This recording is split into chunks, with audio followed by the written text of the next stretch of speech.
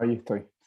Bueno, muchas gracias otra vez a todos por la oportunidad de estar juntos y compartir este tiempo hablando de un tema que es importante, pero más que el tema en sí, que me dijeron que estos los aspectos médicos de la crucifixión. Vamos a hablar obviamente de la cruz, pero sobre todo queremos pensar en la persona que estuvo en la cruz, ¿no es cierto? Porque es la persona que ha cautivado nuestro corazón, y que nos sorprende, que nos asombra, la persona del Señor Jesucristo, y en Él nos vamos a concentrar. Vamos a pensar un poquito en la parte técnica, pero quiero desde el principio avisarles que quisiera hacer 3 preguntas. El tema principal de hoy es cómo murió Jesús, cómo sufrió, eh, cómo Él pasó por el tormento del sacrificio y la muerte para lograr nuestra salvación, pero vamos a preguntarnos 2 preguntas más que les voy a decir al final. Voy a conectar esto antes que se me lo pateé, perdón. Ahí está.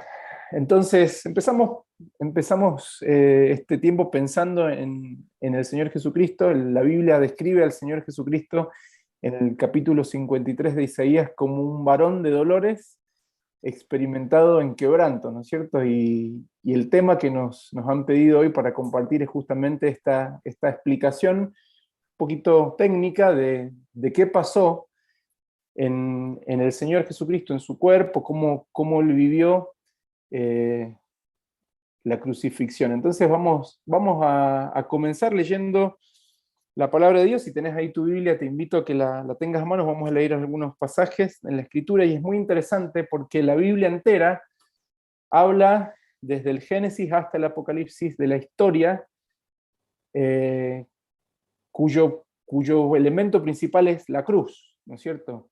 La cruz. Y me encanta pensar en esto porque desde antes de la creación del mundo y hasta que el mundo no esté más, y vemos ahí la historia final en la eternidad, todo tiene que ver con la persona del Señor Jesucristo. Entonces es hermoso hablar de Él, es una persona que nos asombra porque Él es 100% Dios, porque es 100% hombre, porque como Él no hay otro igual, porque su nombre está sobre todo nombre, porque ante su nombre se va y vamos a doblar todas las rodillas, y es increíble la persona del Señor Jesucristo. Entonces les invito a abrir primero la Biblia en un salmo.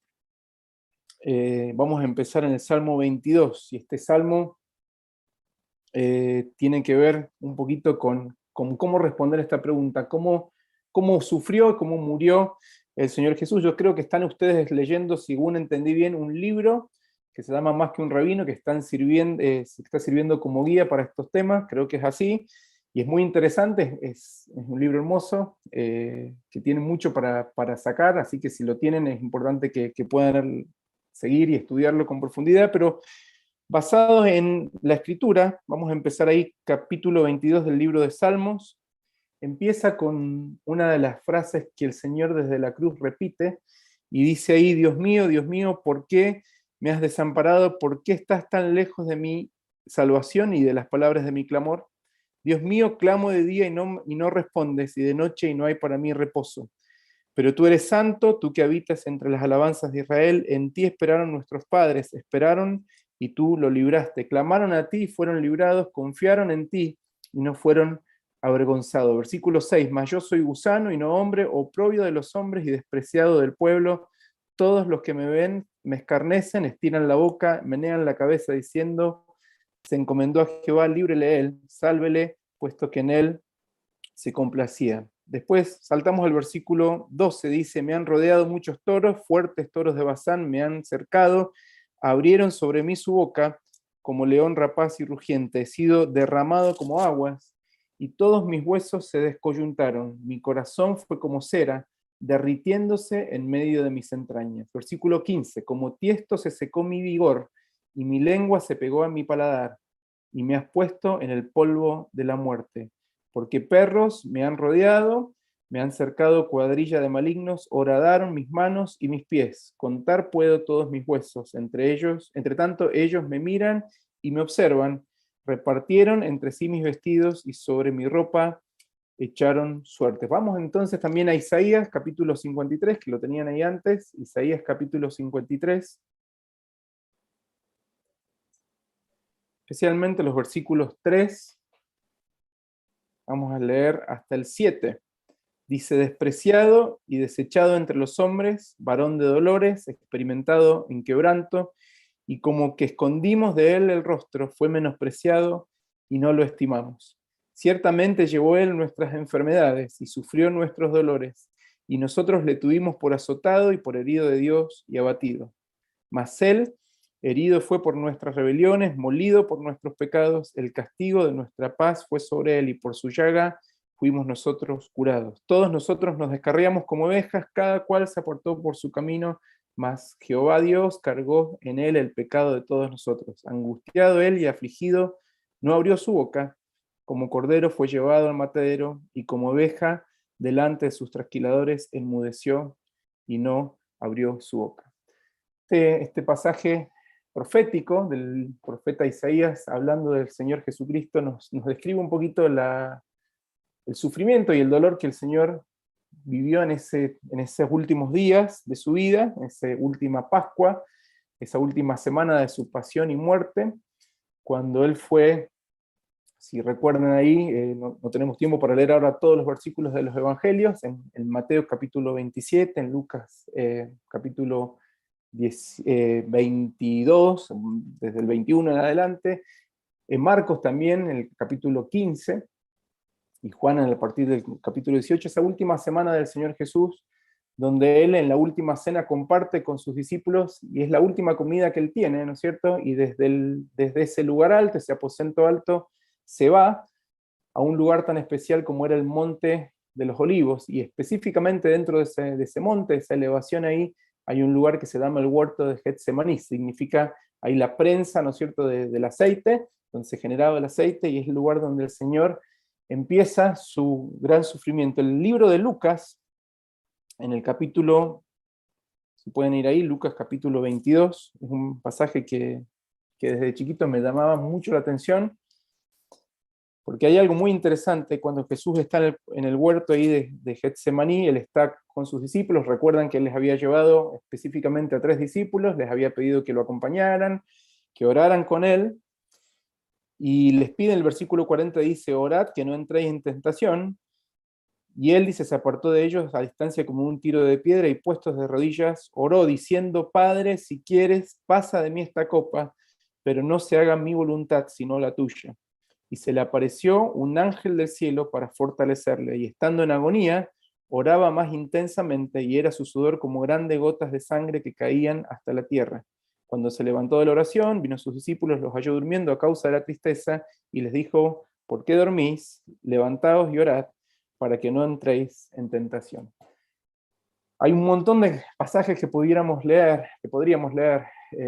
sobre el sufrimiento, y algo que me encanta en la descripción de Isaías es cuando él dice: varón de dolores experimentado en quebranto. Vamos a ver un poquito de la parte técnica del sufrimiento del Señor, pero hay muchas formas de sufrir, ¿no es cierto? Y ustedes seguramente de alguna u otra manera en su vida, algunos más cortitas, otros más largas, han experimentado sufrimiento de diferentes tipos, sufrimiento físico, por ahí cuando te has pinchado con una aguja, cuando te has agarrado el dedo con la puerta, cuando te pegaste el dedito chiquito, ¿no es cierto?, en la esquina de un mueble, cuando se te cayó una muela y te empieza a doler ahí, cuando has tenido una migraña, un dolor de cabeza fuerte, cuando te has golpeado el codo, por ahí en una esquinita también, dolor, experiencia de dolor, de sufrimiento físico, pero también sufrimiento emocional, sufrimiento psicológico, depresión, de diferentes circunstancias, de preocupación, sufrimiento de diferentes tipos, y este hombre, pero este Dios, se describe acá en el libro de Isaías como un varón de dolores experimentado en quebranto. Y en esta última semana de su vida, estos últimos días, empieza de una manera especial en este lugar, el huerto de Getsemaní, donde él se presenta delante del Padre Celestial y expone este deseo que siente en su corazón, porque enfrenta o mira su futuro, mira lo que le viene, ¿no es cierto? Y la Escritura dice que es tan fuerte su presión, es tan fuerte su estrés, que él va a necesitar 2 cosas: la compañía de los amigos, de los discípulos que van a estar ahí, en teoría orando, pero él se presenta y quiebra su voluntad delante de Dios y le dice: bueno, si es posible, pasa de mí esta copa, pero no se haga mi voluntad sino la tuya. Dice que un ángel del cielo se presenta ahí para fortalecerle, y dice que ese versículo tan especial que dice que el primer signo físico que vemos del sufrimiento es este sudor con sangre. Hay gente que cree que no, esto no es cierto, pero se ha descrito médicamente, y la condición se llama hematohidrosis, y esto da lugar fisiológicamente cuando los capilares que rodean las glándulas sudoríparas, por un gran estrés emocional o por una gran preocupación, se llegan a romper estos capilares, y entonces estos glóbulos rojos pasan a las glandulitas, que son los lugares donde se produce el sudor, y entonces se suda sangre. Están descritos, me fijé ahí un poquito si han habido otros casos, porque uno dice, bueno, quizás al señor solamente le pasó, pero han descrito en otros pacientes de esta misma situación. No es muy común, pero existe, y el nombre técnico se llama hematohidrosis, cuando por la gran presión o el gran estrés, los capilares se rompen dentro de las glándulas sudoríparas y se exuda o se transpira sangre, básicamente es lo que significa, ¿sí?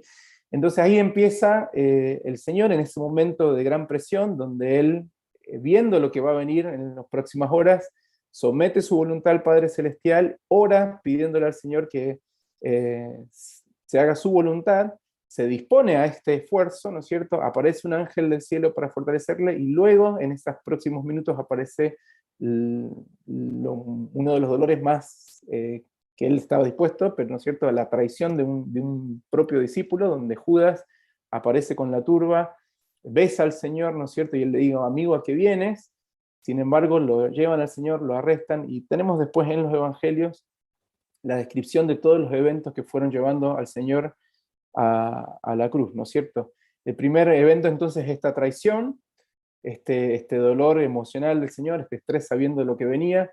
Luego viene la sentencia, y ustedes saben que pasó por diferentes juicios, un juicio político, un juicio religioso. Él estuvo frente a Pilato, después fue frente a Herodes, frente al Sanedrín, donde el Señor Jesús fue acusado de diferentes cosas. Finalmente Herodes lo manda de vuelta a Pilato, y Pilato es el que dicta sentencia, y eso lo tenemos ahí en el libro de Mateo, capítulo 27, ¿no es cierto? Y hay una conversación interesante, no tenemos tiempo para leerlo ahora, pero después de unas preguntas, el versículo 26 del capítulo 27 de Mateo dice, después de soltar a Barrabás, se dicta sentencia. El versículo 22 dice, ¿qué pues haré de Jesús llamado el Cristo? Y todos le dijeron, sea crucificado, y el gobernador les dijo, pues, ¿qué mal ha hecho? Pero ellos gritaban aún más diciendo, sea crucificado, y viendo Pilato que nada adelantaba, sino que se hacía más alboroto, tomó agua, se lavó las manos, y dijo, inocente soy de la sangre de este justo, allá vosotros. Y ahí entonces suelta a Barrabás, y entregó a Jesús para ser crucificado. Entonces, versículo 27 dice, entonces los soldados del gobernador llevaron a Jesús al pretorio, y reunieron alrededor de él a toda la compañía, y desnudándole, le echaron encima un manto de escarlata, ¿no es cierto? Y antes de eso, los otros evangelios nos cuentan un poquito de lo que en latín se llama la flagelación, y nos cuentan que él fue azotado, ¿no es cierto? Y los romanos usaban para esto, en un castigo, ellos recuerden que era el Imperio Romano, que era el poder político más grande que existía en ese momento, y tenían formas de castigar, y la historia, comprobada históricamente, nos dicen que ellos tenían un látigo de 3 o más cuerdas de cuero, a veces algunos dicen que estaban trenzados, y entre esas trenzas habían 2 elementos de castigo. Uno era un metal, que lo que producía era justamente un golpe en la piel. Ellos dicen que ponían al prisionero en una columna chiquitita, donde él tenía que estar agachado, y entonces la espalda quedaba expuesta desde los hombros hasta los muslos, y ahí se daban los latigazos con este elemento que tenían el cuero, tenía una parte de metal, algunos dicen que eran como pelotitas de metal, que lo que hacían era una contusión. Eso básicamente implica que es una presión sobre los tejidos blandos, que hacen que se produzca un hematoma, un moretón, como le decimos, ¿no es cierto? Y aparte de estas pelotitas de metal, o estos cuerpos de metal, tenían hueso afilado, algunos dicen que eran huesos de ovejas, que lo que hacían era lastimar la piel, que ya había sido debilitada por la deshidratación o había sido debilitada por los golpes de este metal, y generar que se metiera en la piel, en el tejido que se llama la grasita que tenemos abajo, el tejido celular subcutáneo, y al salirse de eso produjera un desgarro, que al producirse golpe tras golpe iba cada vez haciéndose más profundo para llegar hasta el músculo, y no solamente desgarraba la piel, no solamente desgarraba el tejido celular subcutáneo, sino que llegaba al músculo y rompía las fibras musculares de la persona que estaba siendo castigada. Esto producía, obviamente, como podemos entender, mucho dolor, un dolor de desgarro, un dolor de una herida profunda, ¿no es cierto?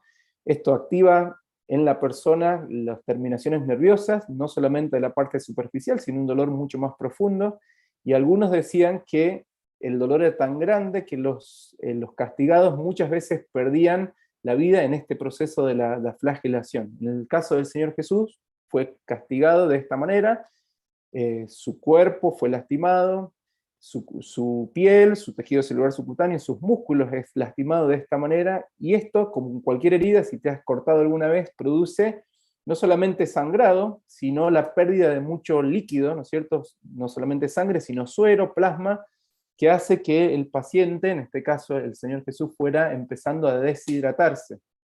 Muchos latigazos que lo dejan lastimado, y después de esto es cuando ellos lo llevan frente a los soldados romanos. Algunos dicen que había entre 400 y 600 personas ahí que empiezan a burlarse del Señor Jesús, ¿no es cierto? Y es cuando le ponen la corona de espinas, y dice que los soldados le ponen una capa roja ahí, y se empiezan a arrodillar delante de él, le dan un cetro con un palo, y le dicen, ¿quién profetiza? ¿Quién te golpeó? ¿No es cierto? Y le dicen, aquí el rey de los judíos, de una forma de burla, por un tiempo. Y esto después hace que al Señor sea con esa espalda lastimada, con esa sangre que va saliendo, ese plasma que va saliendo de sus heridas, la capa se pega sobre él, y ellos le sacan esta capa y producen más dolor, ¿no es cierto? Y lo colocan, le ponen sobre él la cruz, el peso de la cruz. La cruz es uno de los castigos más feos y las formas de torturas más difíciles que se ha inventado en la historia. Quizás para nosotros lo vemos ahora como una decoración en la iglesia, algunas personas lo usan como una decoración en una cadenita, ¿no es cierto? Culturalmente se entiende como un símbolo del cristianismo, pero la cruz se usaba en esa época como uno de los elementos más fuertes y más grandes de tortura para las personas que querían o que tenían que ser juzgadas. La cruz no fue un invento del Imperio Romano, fue un invento de mucho antes. Algunos creen que los persas, algunos creen que los pueblos bárbaros, los asirios también, aún indios y aún los judíos la habían usado como un elemento de tortura, pero el Imperio Romano se había especializado en el uso de la crucifixión como un símbolo de la tortura, del sufrimiento y del castigo a aquellos que se oponían al régimen político que ellos representaban. Es interesante porque los historiadores nos cuentan que un ciudadano romano no podía ser crucificado. La cruz estaba, el castigo de la cruz y la sentencia de ser crucificado era reservado por las personas de más baja clase social, que no eran ciudadanos romanos, que no tenían derechos, aquellos que eran rebeldes extranjeros, aquellos que eran criminales violentos, aquellos que eran bandidos y esclavos rebeldes, ¿sí? Y, y básicamente lo que querían simbolizar con la persona que era puesta en una cruz, de hecho el libro de Gálatas nos dice que se decía que el maldito el que es puesto en un madero, ¿no es cierto? Esta forma de castigo era un símbolo de un descarte social, una persona que era completamente puesta para burla y para escarnio de la sociedad. Era lo que los romanos hacían para la persona que era destinado a la crucifixión. Entonces era un castigo extremo, era socialmente humillante, no solamente por lo que significaba morir así, sino porque la persona que era crucificado era expuesto en desnudez frente a toda la sociedad, y era una forma de insultar a la persona. De hecho, el Señor Jesús es puesto en este estado. Imagínense que él había comido por última vez en la última cena, ese jueves a la noche. Después había pasado en el huerto de Getsemaní mucho tiempo orando, ahí en soledad, ¿no es cierto? Toda la noche llevado de un lado para el otro, sin líquidos, sin comida. Después había sido castigado con los azotes, o flagelado, los flagelos, ¿no es cierto? Lo que implicaba ser azotado con este metal y estos huesos que habían lastimado toda la piel y los músculos de toda su parte dorsal, ¿no es cierto? Toda la espalda, desde los hombros hasta los muslos. Luego se le pone al Señor Jesús ahí el madero encima y se le pide que camine por la ciudad, y toda la gente gritándole, insultándolo. A este punto el Señor está debilitado, empieza un proceso de deshidratación, no solamente porque no había comido ni bebido, sino porque había sufrido el estrés emocional, también había sido golpeado, ¿no es cierto?, por los soldados ahí, los soldados romanos, y ahora estaba rodeado por el pueblo que le perseguía a tal punto que físicamente él decae, ¿no es cierto?, y se le pide a un hombre que estaba ahí presente, el Evangelio nos cuenta que este hombre se llamaba Simón, de un lugar que se llamaba Cirene, y le piden a él que cargue este peso del madero que Jesús estaba llevando hasta llegar al monte de la calavera, o al Gólgota, que era el lugar donde se había definido que el Señor iba a ser crucificado. Entonces llegan a este lugar, y en este lugar el Señor está físicamente o clínicamente en un estado terrible, ¿no es cierto? No solamente no había dormido bien, no había comido ni bebido nada, estaba lastimado en toda su espalda por toda la flagelación, ¿no es cierto? Arrancado su piel, su tejido celular subcutáneo, sus músculos sangrando en gran manera, desde la cabeza a los pies. Imagínense que la corona de espinas, dicen que era una corona como las espinas de acacia, ¿no es cierto? Unas espinas grandes que se entretejían, y no solamente fue puesto en su cabeza, sino que fue golpeado con una vara sobre su sien.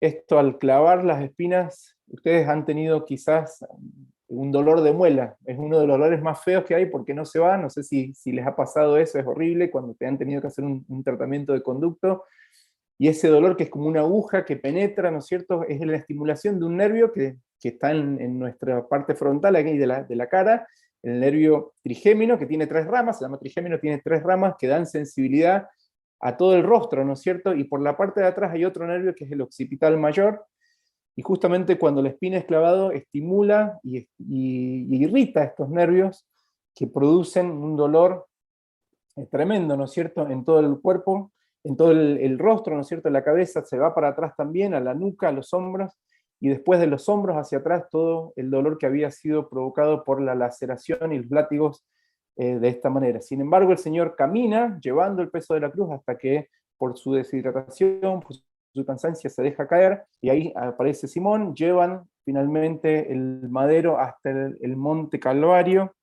y ahí el Señor sufre lo que es la crucifixión. El libro de Mateo, ahí en el capítulo 27, habla un poquito de esto.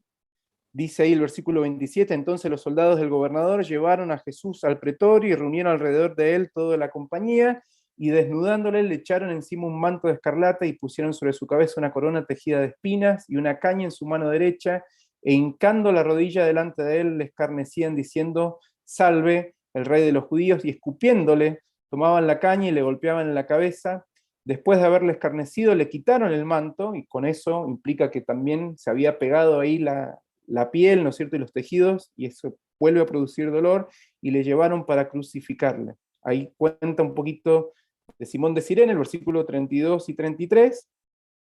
El versículo 34 nos habla de que le dieron a beber vinagre mezclado con hiel, y ahí habla de la crucifixión, ¿no es cierto? La crucifixión, para que entiendan, implicaba colocarle a él en la madera, después de haberlo llevado, implicaba los clavos. Mucha gente ha pintado al Señor Jesús, los artistas, ¿no es cierto?, del Renacimiento y diferentes, con un clavo, vamos a simular que y un agujero en la mano, ¿sí? Pero los que han estudiado esto nos explican que el clavo no pasó por la mano, no era un clavo como el que conocemos nosotros, era un clavo de aproximadamente entre 16 a 18 centímetros de largo, más o menos como este lápiz, pero mucho más ancho, filoso, con una cabeza grande, y lo que hacía, ¿no es cierto?, como la forma en que se hacía, si uno pudiera clavar en la mano, no hubiera resistido porque después se levantaba el madero y se colgaba en la cruz, y si eso pasaba, la piel, que es un tejido blando, se hubiera lastimado y se hubiera salido por acá,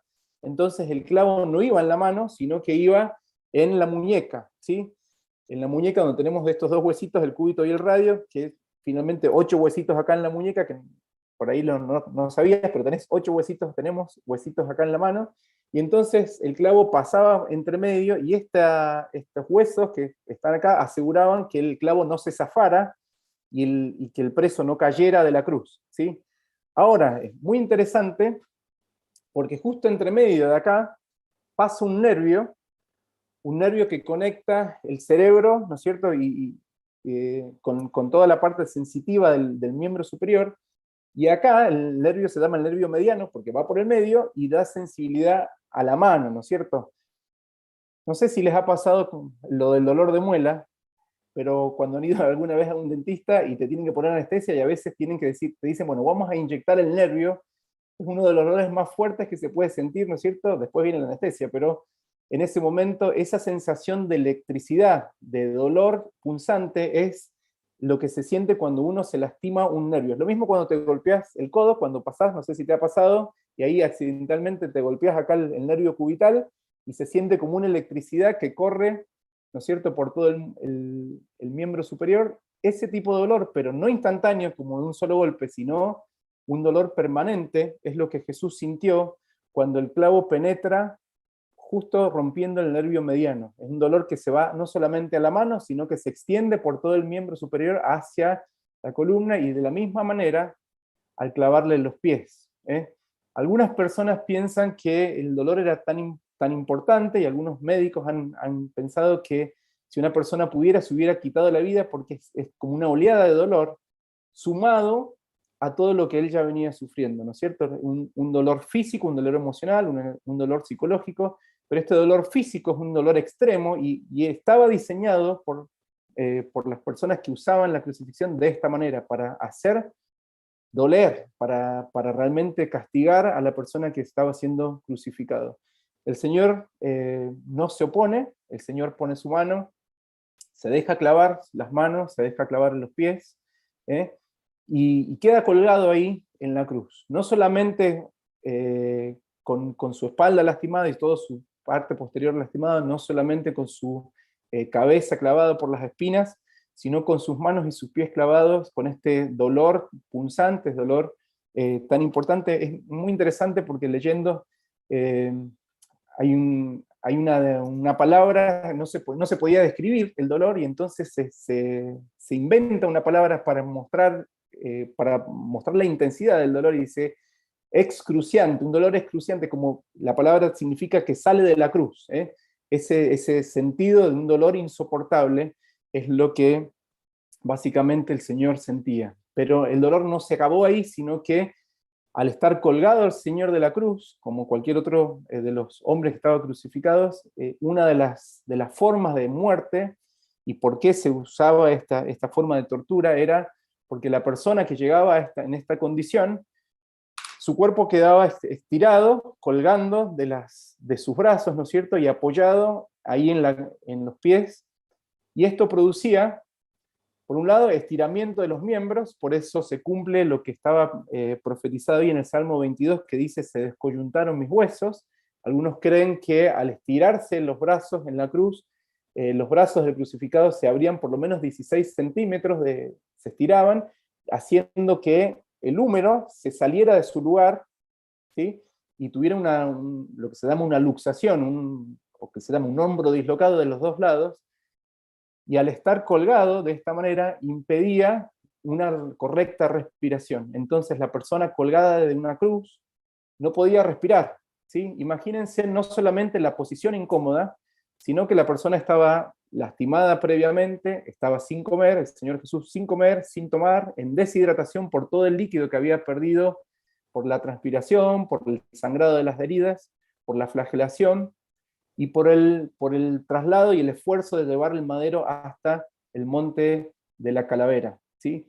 Ahí estaba el Señor crucificado, pasaron 3 horas, algunos historiadores dicen que habían perros y animales que venían acercándose a la cruz, y animales y pájaros de carroña, ¿no es cierto?, tratando de comer, atraídos por la sangre del crucificado, ¿sí? Y era tanto el dolor y tanto el sufrimiento que muchos morían en ese proceso. Pero el Señor Jesús aguanta todo este dolor, y explican ahí los que han estudiado, los médicos que han estudiado la forma de respirar. El cuerpo entra en una falla, que se llama falla multiorgánica, pero la explicación para que ustedes lo puedan entender es lo que se llama un shock hipovolémico. Un shock hipovolémico significa que la pérdida de líquidos a través de la sangre, a través del plasma, a través de todo este esfuerzo, hace que el volumen de sangre que va circulando, que necesitamos para funcionar bien cada uno de los órganos de nuestro cuerpo, se disminuya, y entonces el corazón, por diferentes mecanismos sensores que tenemos, se da cuenta que no tiene sangre para bombear, y entonces empieza a latir mucho más rápido, haciendo un esfuerzo, pero por otro lado, se empieza a juntar el líquido que se pierde en lugares que no deberían tener líquidos. Uno es el pericardio, alrededor del corazón, una membrana que recubre el corazón, y la pleura, que es una membrana que recubre los pulmones, ¿sí? Y por diferentes mecanismos empieza a juntar líquido, impidiendo que este corazón que está tratando de latir, lata como debe, y que los pulmones que se tienen que expandir para respirar puedan expandirse bien, porque se empieza a juntar líquido ahí, lo que se llama un derrame pleural, ¿sí? Entonces, por un lado, el líquido que necesitamos adentro de las venas y las arterias no está más, entonces el corazón empieza a latir mucho más rápido, pero más débil porque no puede expandirse. La respiración está afectada porque este líquido también se está juntando ahí en la pleura, y por otro lado, la persona está estirada, colgando de sus brazos, apoyada en los pies, en una posición de inhalación. Eso significa que básicamente la persona moría también asfixiado en la cruz. ¿Cómo hacía el que estaba crucificado para no morir asfixiado? Bueno, tenía que hacer un esfuerzo de pararse sobre el clavo que lo sostenía a sus pies, ¿no es cierto?, haciendo un esfuerzo para poder entrar el aire a los pulmones en el espacio que le quedaba. Imagínense que toda la espalda que tenía el Señor, lastimado por los látigos, estaba contra una madera que obviamente no estaba lustrada. Cada movimiento respiratorio hacía que su espalda lastimada y herida raspara contra la madera y provocara mucho más dolor, que los clavos que sostenían las manos y los pies volvieran a lastimar ese nervio que ya estaba lastimado, y volviera a sentir este dolor eléctrico, tipo eléctrico, y muy intenso en sus miembros, y aparte la dificultad que tenía para respirar y para latir su corazón debido a la falta de líquido que tenía. Cada vez que esto pasaba, que él necesitaba respirar, hacía que el dolor se aumentara, y por otro lado siguiera produciendo más heridas y perdiendo más líquido. De esta forma, este shock hipovolémico hace que el corazón, esta falta de líquido en general en el cuerpo, hace que, como un mecanismo de defensa, el cuerpo corte la circulación a órganos esenciales como el hígado, como los riñones. Entonces deja de recibir sangre, deja de producir orina para tratar de ahorrar este líquido, y el corazón empieza a latir más rápido, pero con menos fuerza, haciendo una arritmia y una insuficiencia cardíaca, llevando finalmente a lo que es el paro cardiorrespiratorio, o el paro cardíaco, ¿cierto? Un fallo agudo del corazón que no puede cumplir más su función porque no tiene que bombear, ¿sí? Y entonces cuando el Señor empieza a sentir estos síntomas, es cuando Él básicamente clama, como decía el Salmo, Elí, Elí, lama sabactani, Padre, Padre, Dios mío, ¿por qué me has desamparado? Y finalmente es cuando Él dice, en tus manos encomiendo mi espíritu. Yo creo que van a seguir en los próximos domingos estudiando estas frases, no me voy a meter en eso, solamente quiero explicarles por qué el Señor quizás se dio cuenta que estaba por terminar su vida, porque seguramente Él iba sintiendo esta forma de latir diferente del corazón, aparte que Él era Dios, ¿no? Pero humanamente es cuando uno lo ve a veces en los pacientes también, esta forma de latir el corazón errática, con una arritmia, con una debilidad, y finalmente llega el momento de la muerte.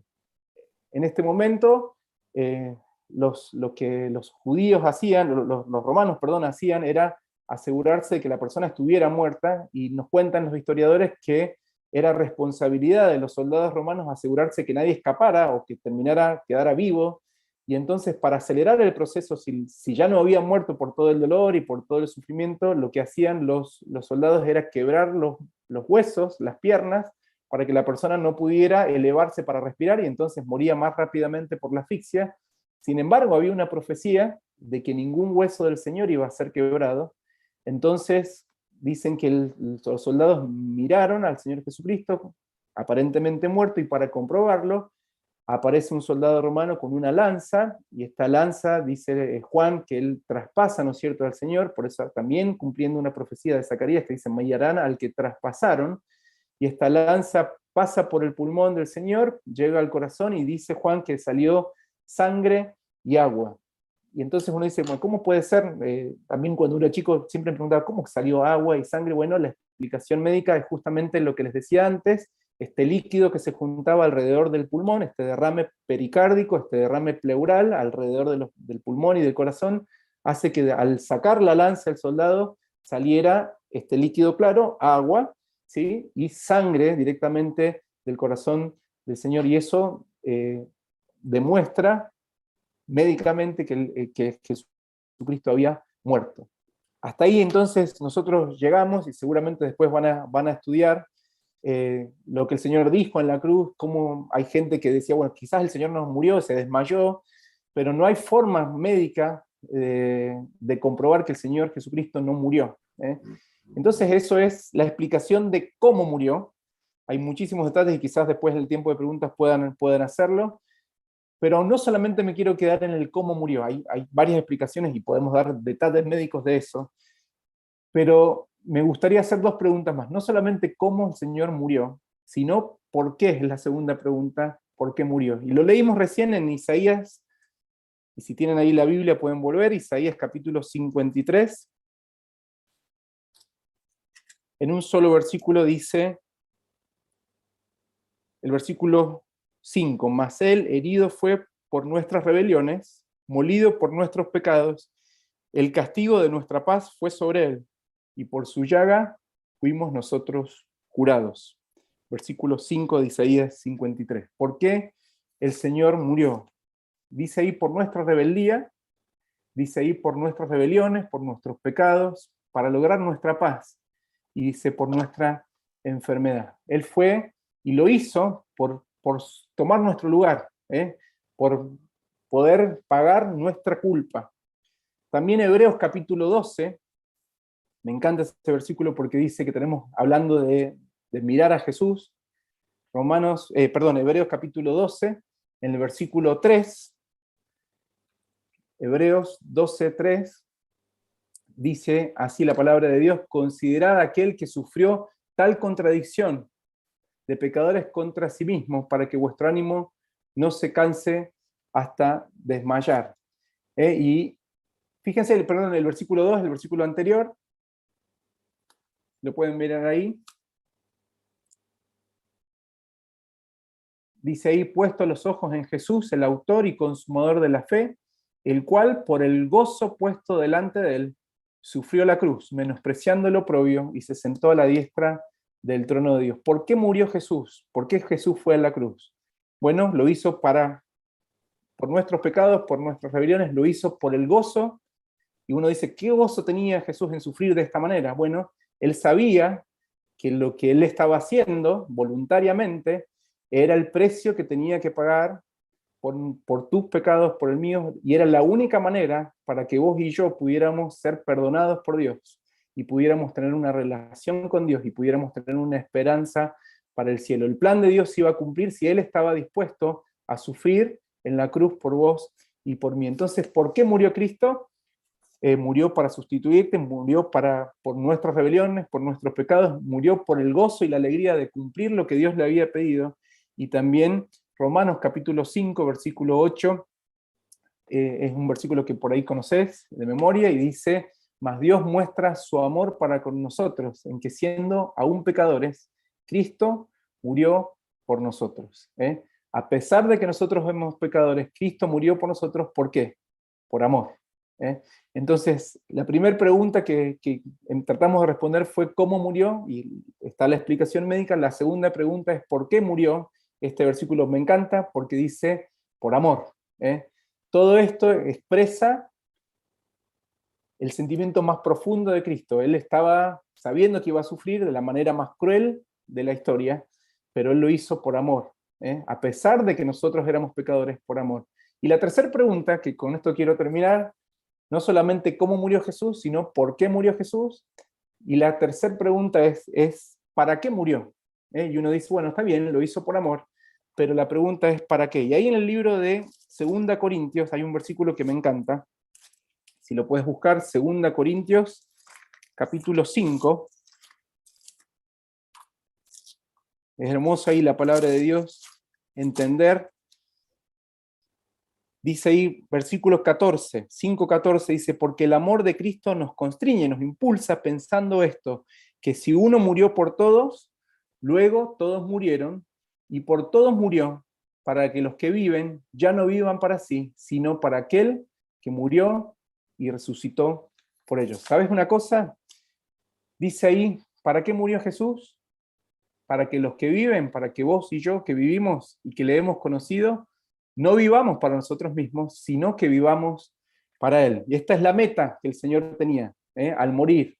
Que vos y yo, que cada una de las personas que entendió el amor de Dios, que ha pedido perdón a Dios por sus pecados, no vivamos para nosotros mismos. La meta es que vos y yo muramos a nosotros mismos y vivamos para Él.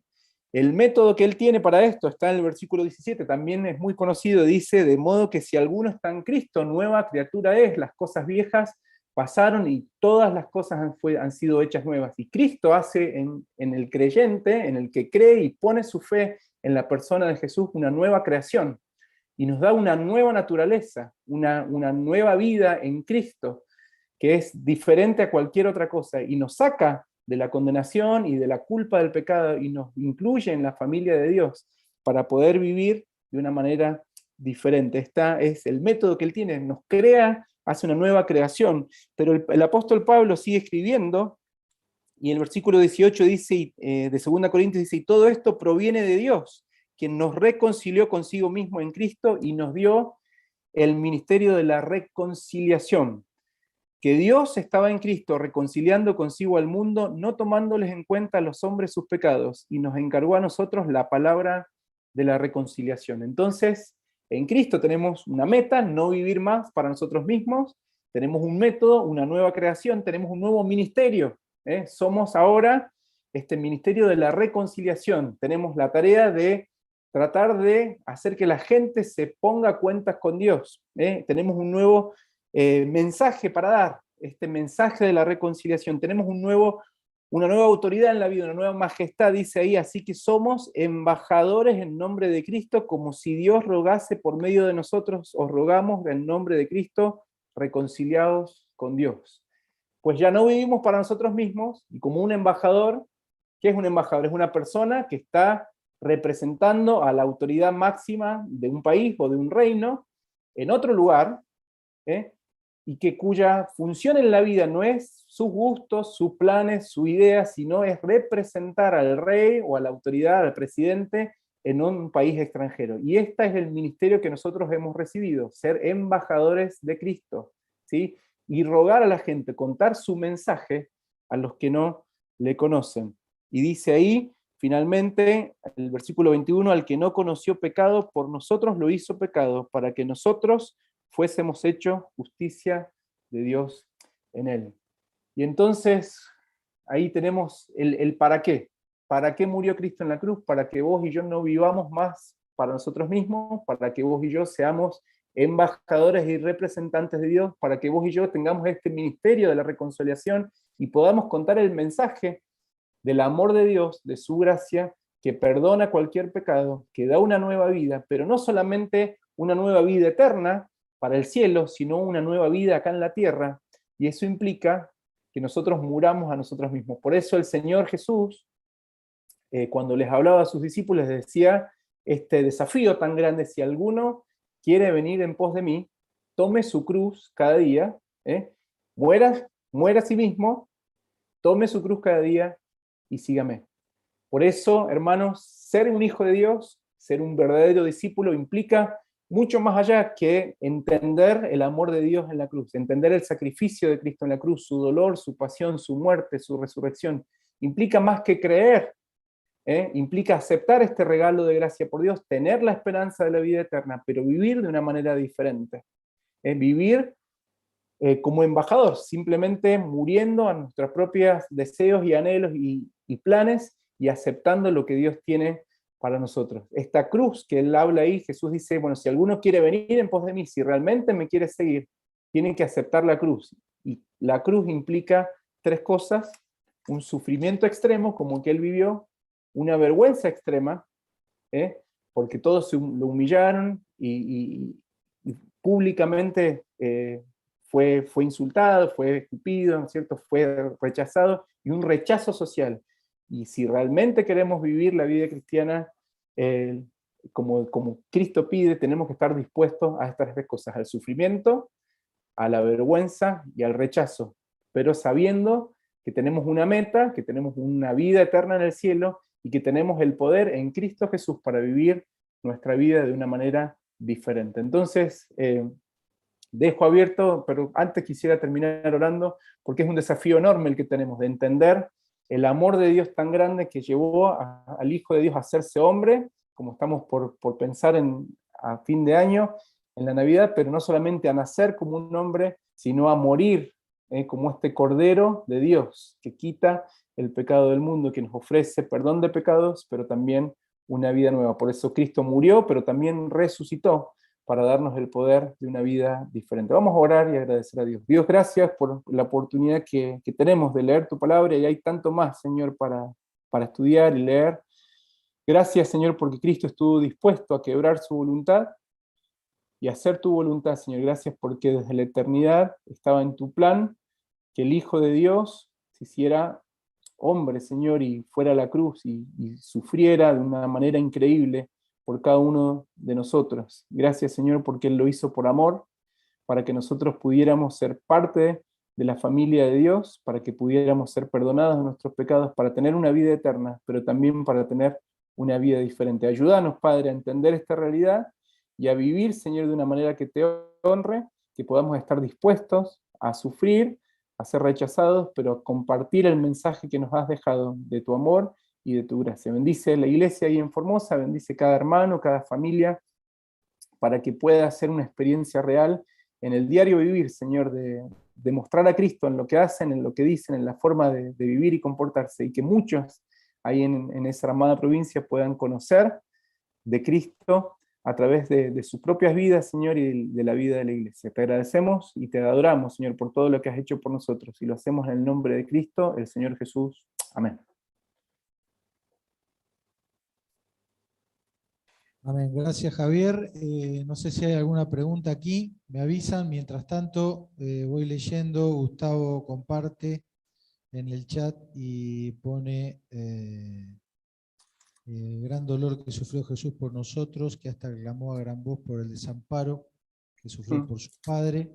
Aparte de ser golpeado y humillado, se sintió solo, pero aún así aceptó la voluntad de Dios, y era necesario e inevitable que él sufriera para que nosotros podamos ser salvados y reconciliados.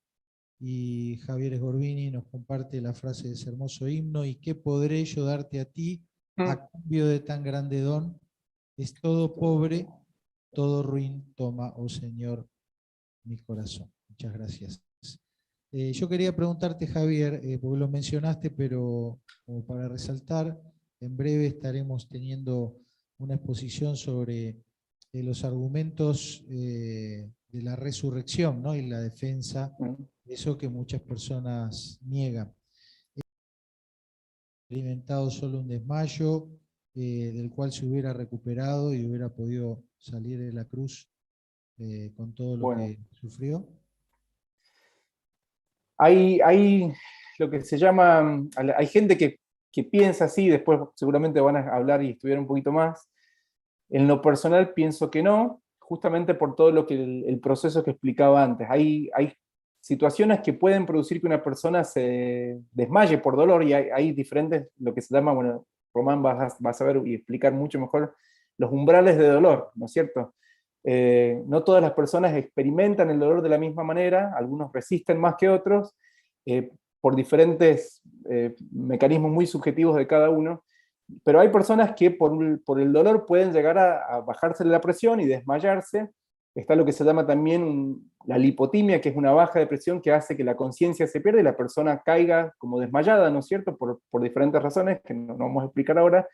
Pero esto que el Señor Jesús vivió fue mucho más que solamente una bajada de presión, y la bajada de presión obviamente la tuvo, pero de una manera extrema, porque como les explicaba, es lo que se llama shock hipovolémico, ¿no es cierto? Es una pérdida extrema de fluidos, en este caso de sangre, por todas las heridas que sufrió, por toda la deshidratación que tuvo, porque no tenía cómo reponer el líquido, y por eso él dice, tengo sed. Por eso el Salmo capítulo 22 nos dice que su lengua se pegó al paladar por la deshidratación, y esto explicaba que por las heridas la sangre y el plasma saliera de los vasos sanguíneos, ¿no es cierto?, y se desparramaran no solamente al exterior, sino en partes del cuerpo que no es normal, por ejemplo en el pericardio, alrededor del corazón, la membrana ahí de la pleura también, que recubre los pulmones, y por eso, históricamente, los historiadores cuentan que justamente era una responsabilidad del soldado romano asegurarse que el prisionero estaba muerto, y por eso o quebraban sus piernas,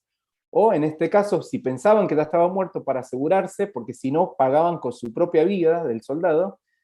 Este soldado, dice la escritura, que él pone la lanza y sale sangre y agua, ¿sí? Después de horas, más de 12 horas, ¿no es cierto?, de dolor emocional, de estrés físico, de deshidratación, de falta de aporte de líquidos, de nutrientes, y de todo el castigo que el Señor había pasado, y después de esta lanza atravesando su costada, ¿no es cierto?, seguramente lastimando su pulmón y su corazón, es imposible que él hubiera estado vivo. Entonces, hay una teoría que después probablemente van a estudiar, que hablan de un desmayo, o que Jesús fingió su muerte. Realmente no, médicamente no hay forma de explicarlo. No sé si eso responde bien la pregunta, Rom.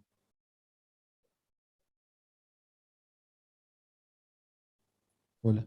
Muchas gracias, Javier. Otra persona dice si podés hacer algún comentario más sobre la corona de espinas y sobre ese pasaje de Isaías 56 que dice, di mi cuerpo a los heridores y mis mejillas a los que me mesaban la barba. 56, dame que lo busco.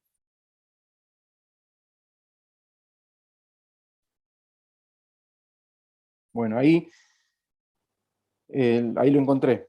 Dice Jehová, el Señor me abrió el oído y yo no fui rebelde y me volví atrás. El versículo 5 tiene mucho que ver con otro pasaje también en los Salmos, que habla de que los esclavos voluntarios, horadaban, ¿no es cierto?, su oído como un símbolo público de que estaban dispuestos a seguir al servicio del amo que tenían en ese momento. Y después el versículo 6 dice, di mi cuerpo a los heridores y mis mejillas a los que me mesaban la barba, no escondí mi rostro de las injurias y de esputos. Esputos es una escupida, ¿no es cierto? Y básicamente, también hablando de lo que el Señor habla ahí, la corona de espinas es, como les decía, una corona que se hizo como una manera de burla, pero también de castigo, que justamente con espinas que clavaban, y toda la circunferencia no solamente se puso, sino que ahí el Evangelio habla que lo golpeaban con una vara, ¿no es cierto?, clavando esas espinas y estimulando toda la inervación, o todo lo que da los nervios que dan sensibilidad al rostro y a la cabeza. Los nervios principales que se lastimaron fueron los nervios del trigémino, también el nervio facial, pero el trigémino es el que da mayor sensibilidad a toda la parte delante del rostro, y la parte de atrás, el occipital mayor, que da la sensibilidad a toda la parte también de cuero cabelludo y la nuca. Entonces, este golpe sobre las espinas, clavándose sobre la piel que estimulaban estos nervios, generaban un dolor también enorme, como un dolor de cabeza. Ustedes saben que la migraña, los que tienen o han sufrido migraña, que empieza como un latido, ¿no es cierto?, de un lado, que a veces se va expandiendo al resto de la cabeza, este mismo dolor, pero de una manera simultánea en toda la circunferencia del cráneo, es lo que generó un poco la corona de espinas cada vez que fue puesta y golpeado el Señor en ese momento. No sé si eso por ahí responde la pregunta, pero es un poquito la explicación de cómo se producía el dolor a través de la corona. Gracias, Javier. Aquí yo busqué en el diccionario porque no lo sabía. La palabra mesar, dice, me mesaban la barba, significa Ironiama, arrancar. ¿no? Ah, sí, ahí está. Significa arrancar que, bueno, gracias. Muy bien, no sé si hay alguien más. Creo que en el chat no hay más preguntas. Estamos... Bueno, Javier, muchísimas gracias, hermano, por tu tiempo.